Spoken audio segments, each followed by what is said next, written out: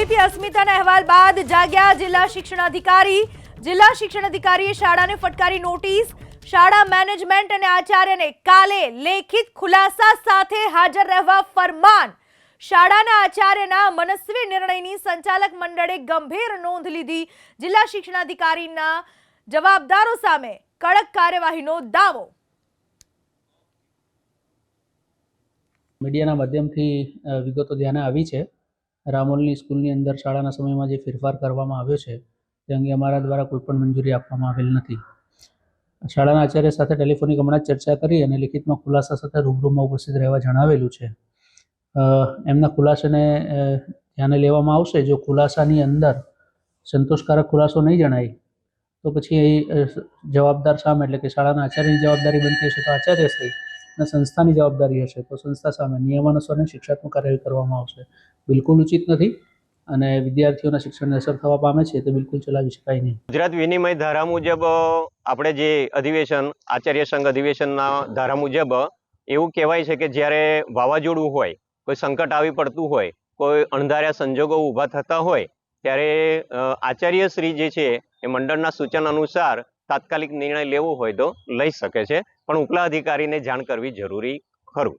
પણ આજે કઈ વાવાઝોડું હતું? આજે એવું કશું જ નહોતું. મારા જે વિદ્યાર્થીઓ જે હતા ગઈકાલના થાકા પાક્યા હતા અને મર્યાદિત સંખ્યામાં ન હતા અને થોડો પ્રસંગ પણ હોવાના પરિણામે મર્યાદિત સંખ્યા ન હોવાને કારણે આજ રોજ શાળા 2 પિરિયડ વહેલા બાળકોને છોડવામાં આવી હતી. તમે કોઈ પણ જાતની મંજૂરી નથી લીધી. હવે ઉપલી કચેરીમાં શું ખુલાસો કરશો? ઉપલી કચેરીમાં માનનીય સાહેબશ્રીનો ફોન આવેલ છે અને ચર્ચા કરેલી છે અને સાહેબ જે રીતે સુચારું મારા માટે આયોજન કરશે એ રીતે અને હું મારા સુચારું નેતૃત્વ હેઠળ એમને હું મારી જે સાચી હકીકત છે એ મુજબ હું ખુલાસો રજૂ કરી દઈશ. શું કારણ રહ્યા શાળા વહેલી છોડવાના? આપણી સાથે સંચાલક મંડળના મંત્રી મહેશભાઈ ભોઈ જોડાયા છે, તેમની સાથે વાત કરીશું. મહેશભાઈ, શું કારણ રહ્યું વહેલી શાળા છોડવાનું, સ્કૂલ છોડવાનું? આમાં ગઈકાલે વિજ્ઞાન મેળો અને ફન ફેર હતું એટલે સંખ્યામાં ઘટાડો હતો. ઘણી બધી સંખ્યા ઓછી હતી. જેણે ભાગ લીધો એ બધા લગભગ આરામમાં હતા એટલે આયા નહોતા. અને બીજું કે આની સાથે શિક્ષકને ત્યાં લગ્ન હતું બેબીનું, એટલે બંને એડજસ્ટ થાય એ પ્રમાણે ગોઠવેલું. હવે એ માટે મંજૂરી માગવી એ આચાર્યની જવાબદારી હોય છે. અમારા લેવલે મંજૂરી આપેલી અમે.